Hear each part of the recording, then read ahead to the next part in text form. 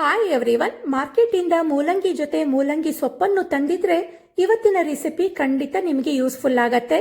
ಯಾಕಂದ್ರೆ ನಾನಿವತ್ತು ಮೂಲಂಗಿ ಜೊತೆ ಮೂಲಂಗಿ ಸೊಪ್ಪನ್ನು ಕೂಡ ಹಾಕಿ ಪಲ್ಯ ಹೇಗ್ ಮಾಡೋದು ಅಂತ ತೋರಿಸ್ಕೊಡ್ತಾ ಇದ್ದೀನಿ. ಮೂಲಂಗಿ ಏನೋ ವರ್ಷವಿಡೀ ಸಿಗತ್ತೆ, ಆದ್ರೆ ರುಚಿಯಾದ ಫ್ರೆಶ್ ಆದ ಮೂಲಂಗಿ ಸೊಪ್ಪು ಸಿಗೋದು ಈ ಚಳಿಗಾಲದಲ್ಲಿ.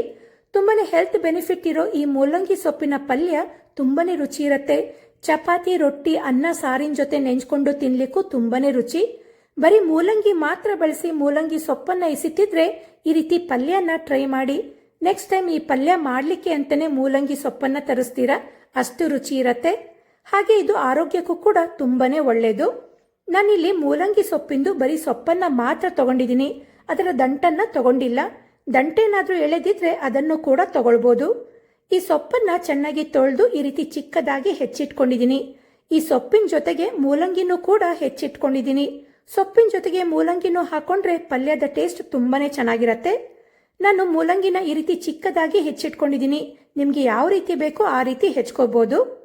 ಈಗ ಪಲ್ಯ ಮಾಡಲಿಕ್ಕೆ ಒಂದು ಕಡಾಯಿಯಲ್ಲಿ 3ರಿಂದ 4 ಟೀ ಸ್ಪೂನ್ ಎಣ್ಣೆ ಹಾಕೊಳ್ತಾ ಇದ್ದೀನಿ. ಎಣ್ಣೆ ಕಾದ್ಮೇಲೆ ಇದಕ್ಕೆ 1 ಟೀ ಸ್ಪೂನ್ ಅಷ್ಟು ಜೀರಿಗೆ, ಒಂದು 10ರಿಂದ 12 ಎಸಳು ಬೆಳ್ಳುಳ್ಳಿನ ಚಿಕ್ಕದಾಗಿ ಹೆಚ್ಚಿಟ್ಕೊಂಡಿರೋದನ್ನ ಹಾಕಿ ಬೆಳ್ಳುಳ್ಳಿನ ಫ್ರೈ ಮಾಡ್ಕೊಳ್ಳಿ. ಬೆಳ್ಳುಳ್ಳಿ ಈ ರೀತಿ ಚೆನ್ನಾಗಿ ಫ್ರೈ ಆದ್ಮೇಲೆ ಇದಕ್ಕೆ ಹೆಚ್ಚಿಟ್ಕೊಂಡ ಒಂದು ಈರುಳ್ಳಿನ ಹಾಕೊಳ್ತಾ ಇದ್ದೀನಿ. ಹಾಗೆ ಹೆಚ್ಕೊಂಡ 2 ಹಸಿಮೆಣಸು ಹಾಕಿ ಇದನ್ನು ಕೂಡ ಚೆನ್ನಾಗಿ ಫ್ರೈ ಮಾಡ್ಕೋಬೇಕು. ಈರುಳ್ಳಿ ಎಲ್ಲ ಫ್ರೈ ಆದ್ಮೇಲೆ ಇದಕ್ಕೆ ಹೆಚ್ಕೊಂಡ 2 ಟೊಮ್ಯಾಟೊ, ಹಾಗೆ ಇದ್ರ ಜೊತೆಗೆ ರುಚಿಗೆ ತಕ್ಕಷ್ಟು ಉಪ್ಪು ಹಾಕಿ ಟೊಮ್ಯಾಟೊ ಸಾಫ್ಟ್ ಆಗೋ ತನಕ ಫ್ರೈ ಮಾಡ್ಕೊಳ್ಳಿ. ಈಗಲೇ ಉಪ್ಪನ್ನು ಕೂಡ ಹಾಕಿರೋದ್ರಿಂದ ಟೊಮ್ಯಾಟೊ ನೀರು ಬಿಟ್ಕೊಂಡು ಬೇಗ ಸಾಫ್ಟ್ ಆಗತ್ತೆ. ಟೊಮ್ಯಾಟೊ ಸಾಫ್ಟ್ ಆದ್ಮೇಲೆ ಇದಕ್ಕೆ ಬೇಸಿಕ್ ಮಸಾಲೆ ಪದಾರ್ಥಗಳನ್ನ ಹಾಕೊಳ್ತಾ ಇದ್ದೀನಿ. ಮೊದಲಿಗೆ 1/4 ಟೀ ಸ್ಪೂನ್ ಅರಿಶಿಣ, 1 ಟೀ ಸ್ಪೂನ್ ಅಷ್ಟು ಖಾರದ ಪುಡಿ, ಹಾಗೆ 3/4 ಟೀ ಸ್ಪೂನ್ ಕೊತ್ತಂಬರಿ ಪುಡಿ ಹಾಕಿ ಮಿಕ್ಸ್ ಮಾಡ್ಕೊಳ್ಳಿ. ಇಷ್ಟೇ ನೋಡಿ ಇದಕ್ಕೆ ಮಸಾಲೆ ಪದಾರ್ಥಗಳು, ಆದ್ರೂ ಪಲ್ಯ ಮಾತ್ರ ತುಂಬಾನೇ ರುಚಿಯಾಗಿರತ್ತೆ. ಇದನ್ನ ಮಿಕ್ಸ್ ಮಾಡ್ಕೊಂಡ ನಂತರ ಹೆಚ್ಕೊಂಡ ಮೂಲಂಗಿನ ಹಾಕೊಳ್ತಾ ಇದ್ದೀನಿ. ಹಾಗೆ ಇದಕ್ಕೆ ಮೂಲಂಗಿ ಬೇಯೋದಕ್ಕೆ ಬೇಕಾದಷ್ಟು ನೀರು ಹಾಕಿ ಚೆನ್ನಾಗಿ ಮಿಕ್ಸ್ ಮಾಡಿಕೊಂಡು ಮೂಲಂಗಿನ ಬೇಯಿಸ್ಕೊಳ್ಬೇಕು. ಮೂಲಂಗಿನ ಚಿಕ್ಕದಾಗಿ ಹೆಚ್ಚಿಟ್ಕೊಂಡಿರೋದ್ರಿಂದ ಬೇಗ ಬೆಂದೋಗ್ಬಿಡತ್ತೆ, ಜಾಸ್ತಿ ಟೈಮ್ ತಗೊಳ್ಳಲ್ಲ. ಇದನ್ನ ಮಿಕ್ಸ್ ಮಾಡ್ಕೊಂಡ್ಮೇಲೆ ಒಂದು 5 ನಿಮಿಷ ಲಿಡ್ ಕ್ಲೋಸ್ ಮಾಡಿ ಮೂಲಂಗಿನ ಬೇಯಿಸ್ಕೊಳ್ಳೋಣ. ಒಂದು 5 ನಿಮಿಷದ ನಂತರ ಮೂಲಂಗಿ ಚೆನ್ನಾಗಿ ಬೆಂದಿದೆ, ಈ ರೀತಿ ಟ್ರಾನ್ಸ್ಲೂಸೆಂಟ್ ಆಗಿದೆ ಅಂದ್ರೆ ಮೂಲಂಗಿ ಬೆಂದಿದೆ ಅಂತ. ಇವಾಗ ಇದಕ್ಕೆ ಹೆಚ್ಕೊಂಡ ಮೂಲಂಗಿ ಸೊಪ್ಪನ್ನ ಹಾಕೊಳ್ತಾ ಇದ್ದೀನಿ. ಈ ಸೊಪ್ಪನ್ನ ಬೇಯಿಸ್ಕೊಂಡ ಮೂಲಂಗಿ ಜೊತೆ ಚೆನ್ನಾಗಿ ಮಿಕ್ಸ್ ಮಾಡಿ ಒಂದು 2 ನಿಮಿಷ ಸೊಪ್ಪನ್ನ ಬಾಡಿಸ್ಕೊಳ್ಳಿ. ಸೊಪ್ಪಿನಲ್ಲೇ ನೀರಿನಂಶ ಇರೋದ್ರಿಂದ ಮತ್ತೆ ಇದಕ್ಕೆ ನೀರನ್ನ ಹಾಕೊಳ್ಳೋದೇನೂ ಬೇಡ. ಸೊಪ್ಪನ್ನ ಈ ರೀತಿ ಚೆನ್ನಾಗಿ ಬಾಡಿಸ್ಕೊಂಡ್ಮೇಲೆ ಇಲ್ಲಿ ನಾನು 1 ಟೇಬಲ್ ಸ್ಪೂನ್ ಅಷ್ಟು ಕಡಲೆ ಹಿಟ್ಟನ್ನ ತಗೊಂಡಿದ್ದೀನಿ. ಈ ಕಡಲೆ ಹಿಟ್ಟಿಗೆ ಸ್ವಲ್ಪ ನೀರನ್ನ ಹಾಕಿ ಸ್ವಲ್ಪನೂ ಗಂಟಿಲ್ದಾಗೆ ಇದನ್ನ ಮಿಕ್ಸ್ ಮಾಡ್ಕೋಬೇಕು. ಈ ರೀತಿ ಗಂಟಿಲ್ದಾಗೆ ಮಿಕ್ಸ್ ಮಾಡ್ಕೊಂಡ್ಮೇಲೆ ಇದನ್ನ ಬೇಯಿಸ್ಕೊಂಡ ಸೊಪ್ಪಿಗೆ ಹಾಕಿ ಮಿಕ್ಸ್ ಮಾಡ್ಕೊಳ್ಳಿ.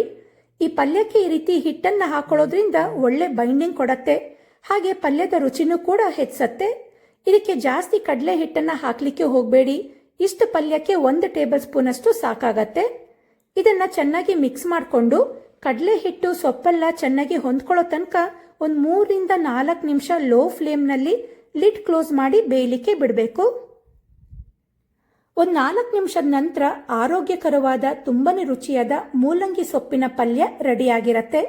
ಸಿಂಪಲ್ ಆದ ಪದಾರ್ಥಗಳು ಸಿಂಪಲ್ ಆಗಿ ಮಾಡ್ಕೋಬಹುದು, ಅದ್ರ ಟೇಸ್ಟ್ ಮಾತ್ರ ತುಂಬಾನೇ ಚೆನ್ನಾಗಿರತ್ತೆ. ಚಪಾತಿ, ರೊಟ್ಟಿಗೆ ಒಳ್ಳೆ ಕಾಂಬಿನೇಷನ್. ನೀವು ಕೂಡ ಇದೇ ರೀತಿಯಾದ ಪಲ್ಯ ಮಾಡ್ಕೊಳ್ತೀರಾ? ಕಮೆಂಟ್ ಮಾಡಿ ತಿಳಿಸಿ. ಈ ಮೂಲಂಗಿ ಸೊಪ್ಪಿನ ಪಲ್ಯದ ರೆಸಿಪಿ ನಿಮಗೆ ಇಷ್ಟ ಆಗಿದೆ ಅಂತ ಅನ್ಕೊಳ್ತೀನಿ. ಖಂಡಿತ ಟ್ರೈ ಮಾಡಿ. ಇಷ್ಟ ಆಗಿದ್ರೆ ವಿಡಿಯೋಗೆ ಲೈಕ್ ಕೊಡಿ, ಶೇರ್ ಮಾಡಿ, ನನ್ನ ಚಾನಲ್ನ ಸಬ್ಸ್ಕ್ರೈಬ್ ಮಾಡ್ಕೊಳ್ಳಿ. ಇದೇ ರೀತಿಯಾದ ಹೆಲ್ದಿ ರೆಸಿಪಿಗಳಿಗೆ ನನ್ನ ಯೂಟ್ಯೂಬ್ ಚಾನಲ್, ಫೇಸ್ಬುಕ್ ಪೇಜ್ ಹಾಗೆ ಇನ್ಸ್ಟಾಗ್ರಾಮ್ ಅಕೌಂಟ್ನ ಫಾಲೋ ಮಾಡೋದನ್ನ ಮರಿಬೇಡಿ. Thank you.